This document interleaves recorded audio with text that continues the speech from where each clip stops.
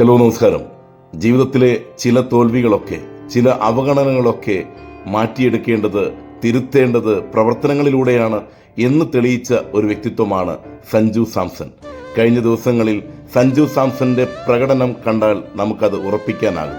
ഒരിക്കലും താൻ തോറ്റുകൊടുക്കില്ല എന്നുള്ള തീരുമാനമെടുത്തവൻ, വിട്ടുകൊടുക്കരുത് എന്ന് ജീവിതപാഠത്തെ ചേർത്ത് വെച്ചവൻ. പക്ഷേ അദ്ദേഹം തൻ്റെ ജീവിതത്തോട് ചേർത്ത് വെച്ചത് ക്ഷമ എന്നുള്ള ആയുധമാണ്. ക്ഷമയോടെ കാത്തിരുന്നു, നിരന്തരമായി തന്നെ മെച്ചപ്പെടുത്തിക്കൊണ്ടിരുന്നു. ഒടുവിൽ വിമർശകർക്കു നേരെ വാക്കുകൾ കൊണ്ടല്ല മറുപടി പറഞ്ഞത്, പകരം തൻ്റെ മികച്ച പ്രകടനത്തിലൂടെയാണ്. അതുതന്നെയാണ് സഞ്ജു സാംസൺ നൽകുന്ന പാഠവും. ജീവിതത്തിൽ അവഗണിക്കപ്പെട്ടു പോകുന്ന, അല്ലെങ്കിൽ അവസരങ്ങൾ നിഷേധിക്കപ്പെടുന്ന ഒരുപാട് അനുഭവങ്ങൾ നമ്മുടെ ജീവിതത്തിൽ ഉണ്ടായേക്കാം.